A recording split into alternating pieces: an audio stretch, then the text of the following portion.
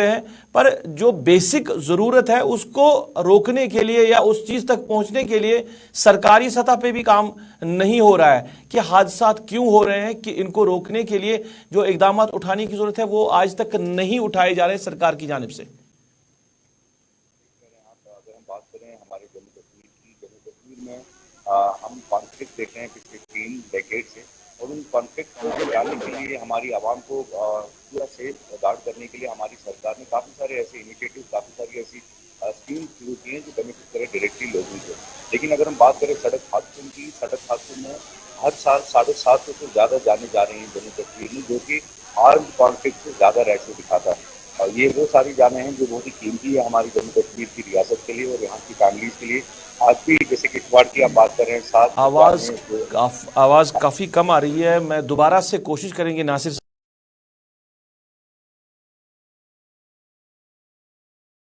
हादसात की जब हम बात करते हैं तो सरकार ने महकमा बनाया है, डिपार्टमेंट इसके लिए बनाया गया है, पुलिस की एक जो विंग है वो इसके लिए बनाई गई है कि कैसे हम ट्रैफिक निज़ाम को स्मूथली चलाएं, कैसे हम इसमें बेहतरी लाएं। जो लोग गलत ड्राइविंग करते हैं क्या उनके खिलाफ कार्रवाई होती है, या दूसरा कि जो सड़कें यहाँ पे खस्ता है जिनको लेकर बार बार लोग बात कर रहे हैं कि जहाँ कहीं भी हादसा होता है वहाँ सड़क की खस्ताहाली भी जिम्मेदार रहती है, तो उन सड़कों को ठीक क्यों नहीं किया जा रहा है। एक तो ये मामला, दूसरा कि कहीं ना कहीं जो गाड़ियाँ यहाँ पे हैं वो पुरानी गाड़ियाँ भी कहीं जिम्मेदारी बनी होती है कि उन गाड़ियों पे भी नज़र रखे, क्योंकि जहाँ कहीं भी इस तरह का हादसा होता है बताया जा रहा है कि वो गाड़ी भी उस नवियत की नहीं थी जिसमें आप 10 लोगों को बिठा के चल सकते हैं। तो ये कई मामलात हैं।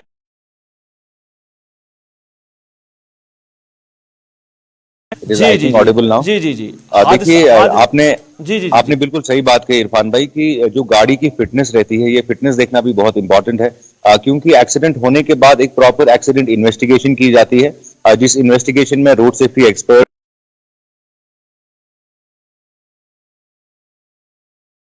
ऑन ग्राउंड रीजन था, कहीं गाड़ी में कोई टेक्निकल फॉल्ट तो नहीं था, कहीं रोड इंजीनियरिंग में तो कोई टेक्निकल फॉल्ट नहीं था, बट अनफॉर्चुनेटली यहाँ पे ऐसी सारी चीजें नहीं देखी जाती। जब एक्सीडेंट होता है तो इमीडिएटली वो उस बॉडी को ऑन स्पॉट उठा के हॉस्पिटल ले जाते हैं और गाड़ियों को सड़कों से हटा के ट्रैफिक को क्लियर कर देते हैं। बट मुद्दा ये है कि एक्सीडेंट इन्वेस्टिगेशन प्रॉपरली होनी चाहिए, और वो जो इंसान जिसकी जान जा रही है उसकी फैमिली को भी उस चीज से राहत मिलती है कि किस चीज की एक्चुअली गलती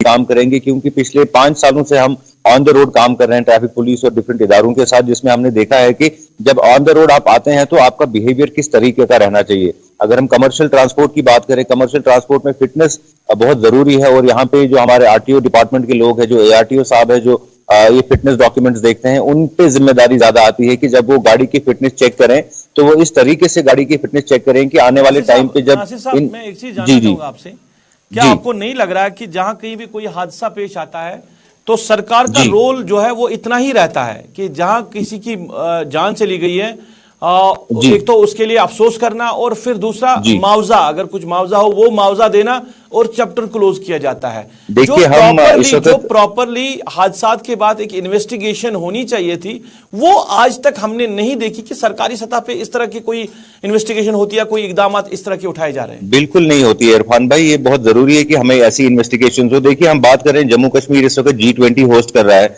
हम स्मार्ट सिटी की बात कर रहे हैं, हम इंटेलिजेंट ट्रैफिक मैनेजमेंट की बात कर रहे हैं। ये सारे वो इकदाम है जो सरकार ले रही है हमारे सिस्टम को अपग्रेड करने की। लेकिन इसी सिस्टम को अपग्रेड करने के साथ साथ अगर एक एक्सीडेंट इन्वेस्टिगेशन टीम को यहाँ पे लाया जाए जम्मू कश्मीर में, जो बाज़ाब्ता देखे कि ये एक्सीडेंट क्यों होता है, तो मैं यकीन से कह सकता हूं कि आने वाले वक्त में जो हमें जाने गंवा रहे हैं ड्यू टू रोड एक्सीडेंट्स, ये जाने हम नहीं गंवाएंगे, और हम काफी सारी फैमिलीज को ये एक राहत की मैसेज दे पाएंगे जो बेचारे ये सोचते हैं कि पब्लिक ट्रांसपोर्ट में ट्रैवल करना कितना खतरनाक है और कितना जानलेवा है। हाँ, आप नासिर भाई बने रहे मेरे साथ। मैं अजय आपसे आपके पास आना चाहूँगा। सुपार्ट की जब हम बात करते हैं, जैसे आपने कहा कि अभी डेड बॉडीज उठाने नहीं दी जा रहे हैं क्योंकि लोग भी वहाँ पे काफ़ी हैं, लोगों में काफ़ी ज़्यादा मलाल है, रोष है कि ये हादसा क्यों हुआ। कंपनी को भी जिम्मेदार ठहराया जा रहा है क्योंकि पुरानी गाड़ियों का इस्तेमाल किया जा रहा है। तो डीसी और जो एसपी कंसर्न है वो सुपार्ट पे पहुँचे हैं, क्या उनकी लोगों के साथ बात हो रही है, क्या उन्होंने लोगों को कन्विंस किया है, या उन्होंने किसी तरह के रिलीफ का कोई ऐलान भी किया वहाँ पे? देखते रूप जी जी जो ये कंपनसेशन की बात है, डीसी पिसौट से जो हमारी बात हुई थी, उन्होंने कहा था कि जो रूटीन में रेड क्रॉस की तरफ से तो कंपनी या जो इंश्योरेंस वाला एक केस रहता है तो वो पूरी तरह से उनको मुहैया करवाया जाएगा। जिसके अलावा जो मुतासिर लोग परिवार हैं उसके एक मेंबर को नौकरी भी कंपनी की तरफ से दी जाएगी।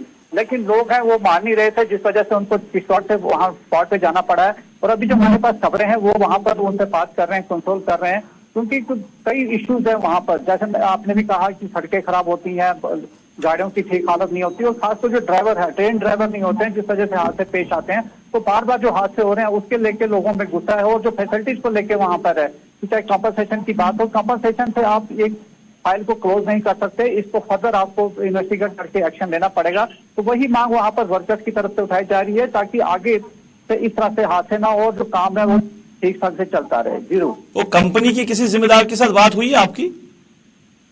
देखिए, कंपनी इसके कोई भी अफसर इस समय फोन नहीं उठा रहे हैं, जिससे भी हम रास्ता करने हैं, कोई बात करने को तैयार नहीं है, क्योंकि जो वहां पर हालात बने हुए हैं वो काफी वहां पर टेंस है हालात, क्योंकि 7 डेड बॉडी वर्कर्स अपने साथ वहां पर रखे हुए प्रोटेस्ट कर रहे हैं और डिमांड्स को वो अपने प्रेशराइज कर रहे हैं कि जो उनकी मांगे हैं उनको पूरा किया जाए। तो कहीं ना कहीं सवाल जो खड़े हो रहे हैं वो वर्किंग पर भी खड़े हो रहे हैं कि कंपनी ने इस तरह से इन गाड़ियों को हायर किया है कि उनके जो ड्राइवर हैं वो परमानेंट नहीं है, और जो हालत भी है वो ठीक नहीं है। यहाँ भी जो एक बात सामने आई है कि जो साइट है जहाँ डैम बन रहा है वहां पर भी कच्चा पक्का सड़क है, मिट्टी है, और जब भी बारिश आती है कभी वहां पर स्लाइड आ जाता है और कभी गाड़ी फिसल जाती है। तो कहीं ना कहीं वर्करों में गुस्सा देखने को मिल रहा है, जबकि साथ उनके साथी जो है अपनी जान गंवा बैठे हैं। जरूर। चलिए, देखिए यहाँ पे इरफान भाई एक सवाल यहाँ पे हम उठाना चाहेंगे आपके जरिए, और अजय भाई आपके जरिए भी एक सवाल, ये बहुत इंपॉर्टेंट सवाल है कि जम्मू कश्मीर के हर डिस्ट्रिक्ट में एक डिस्ट्रिक्ट रोड सेफ्टी कमेटी बनाई गई है। इस कमेटी को बने हुए कई साल हो चुके हैं, लेकिन मैं आज हमारी एडमिनिस्ट्रेशन और सरकार से ये सवाल करना चाहूंगा कि ये डिस्ट्रिक्ट रोड सेफ्टी कमिटीज कहाँ हैं?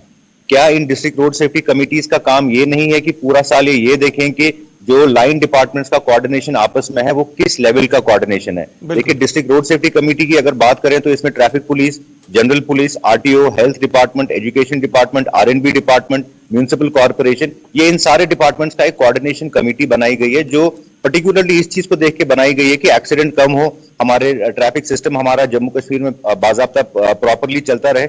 लेकिन बदकिस्मती हमारी ये है कि पूरी आवाम इस चीज से मतलब अभी तक इग्नोर की गई है, क्योंकि district road safety committee is headed by the DC of each district of the state. हमारे डिस्ट्रिक्ट इतने हैं, हमारे पास 22 डिस्ट्रिक्ट है, तो 22 डिस्ट्रिक्ट रोड सेफ्टी कमिटीज हमारे पास है। कहां है ये डिस्ट्रिक्ट रोड सेफ्टी कमिटीज? क्या किया है इन डिस्ट्रिक्ट रोड सेफ्टी कमिटीज ने आज तक? क्या अगर ये एक्टिवेटेड हुए होते, क्या अगर आपस में इनको कोऑर्डिनेशन बराबर होता सारे डिपार्टमेंट्स का, हम ये सारी जानें बचाने में कामयाब हुए होते? जो आज ये एक्सीडेंट, ये हादसा किश्तवाड़ में हुआ है, ये 7 फैमिलीज ऐसे रो नहीं रही होते, इन फैमिलीज में से दुख का माहौल अभी नहीं होता अगर हमारी एडमिनिस्ट्रेशन ने डिस्ट्रिक्ट रोड सेफ्टी कमिटीज पे ध्यान दिया होता। ये कमिटी सिर्फ तब दिखती हैं जब नेशनल रोड सेफ्टी वीक या नेशनल रोड सेफ्टी मंथ आता है, तो अपने सीनियर्स को, अपने सेंट्रल गवर्नमेंट के सुपीरियर्स को खुश करने के लिए ये लोग उस दिन एक हफ्ते के लिए ऑन द रोड आते हैं। बट इनका क्या ये जिम्मेदारी नहीं, क्या ये इनका फर्ज नहीं कि डिस्ट्रिक्ट रोड सेफ्टी कमिटीज पूरे 12 के 12 महीने एक्टिवेटेड रहे और हम इंसानी जान बचाने में कामयाब हो सके? नहीं, नासिर भाई, एक और सवाल मैं जोड़ना चाहूंगा। जो आप कह रहे हैं कि अब सही है वाकई में कि लोगों को इस हवाले से कोई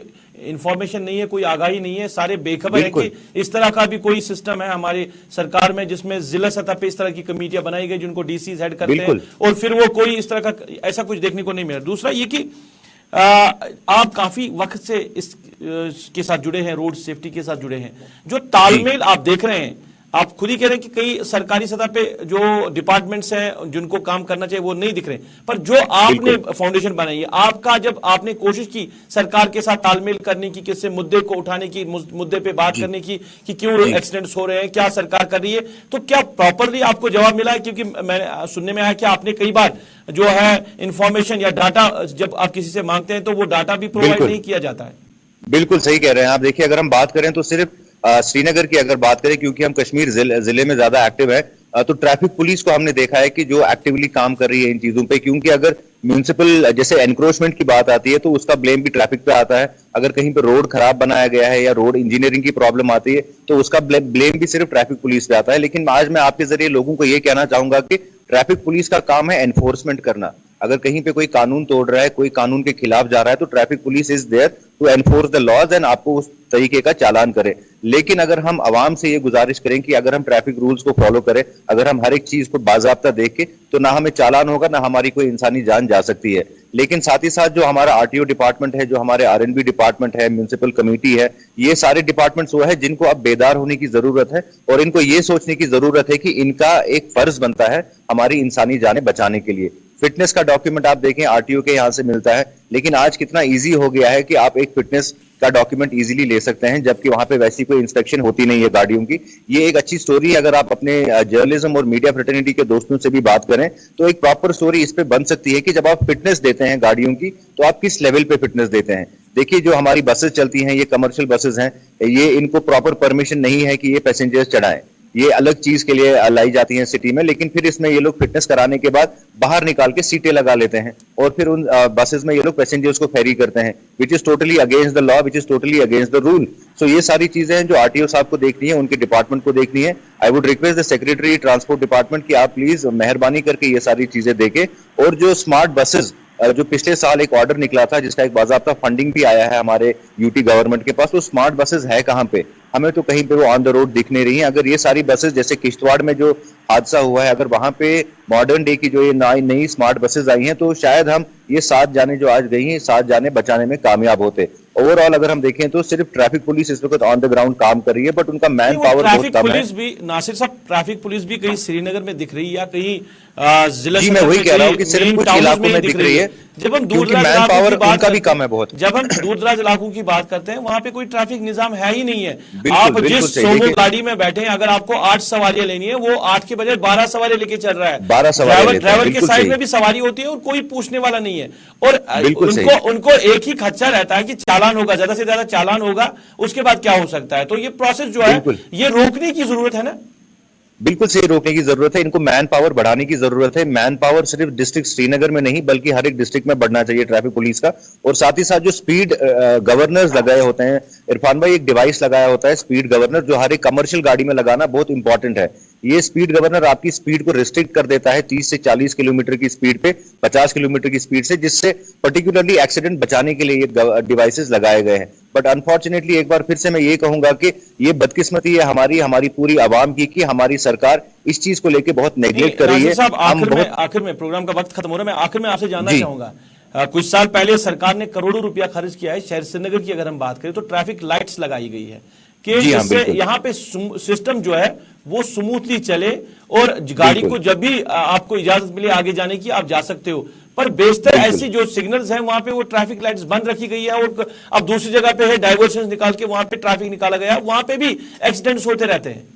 इसके लिए मैं इरफान भाई एक ही चीज गुजारिश करूंगा कि वीआईपी कल्चर थोड़ा सा कम हो जाए कश्मीर वैली में, क्योंकि श्रीनगर में जो आप डाइवर्जेंस बना रहे हैं, जो आप स्मार्ट सिटी की लाइटें लगा रहे हैं, ये आपके लिए तब अवेलेबल होती हैं जब कोई वीआईपी मूवमेंट नहीं हो। अचानक से कोई वीआईपी मूवमेंट हो जाती है और ये सारी लाइटें बंद कर देते हैं और लोग कंफ्यूज हो जाते हैं कि हम क्या करें, क्या हमें रेड लाइट पे रुकना है कि क्या हमें रेड लाइट पे चलना है। बंद भी करके रखी ना, अगर हम नौगाम बाईपास जाएंगे उन्होंने बंद करके रखी है। आप जी हाँ, मोस्ट ऑफ द जगह, most of the places it is not working Irfan भाई। और काफी ऐसी जगह हैं जहां पे इन्होंने लगाई है जहां पे मुझे नहीं लगता कि वो चीजें प्रोसेस में आएंगी। और एक ह्यूमन बिहेवियर की भी बात है। ह्यूमन बिहेवियर आप देखें कि इस सारी चीजें को, इस सारे प्रोस्पेक्टिव को देख के हम फिर फॉलो नहीं कर पाते इन चीजों को, क्योंकि आप आज एक सिग्नल से जाएंगे जहां पे सिग्नल चल रहा है, कल आप आएंगे तो कल वो सिग्नल बंद होगा, तो फिर वो एक बिहेवियर भी इंसान में बन जाता है कि हमें पता रहता है कि अरे ये सिग्नल तो चल नहीं रहा, ये तो बंद है वीआईपी के लिए, तो कोई मसला नहीं। शुक्रिया वक्त देने के लिए, प्रोग्राम में जुड़ने के लिए। अजय, आपका भी बहुत बहुत शुक्रिया प्रोग्राम में जुड़ने के लिए। नाज़रीन, बात हो रही है सड़क हादसों की।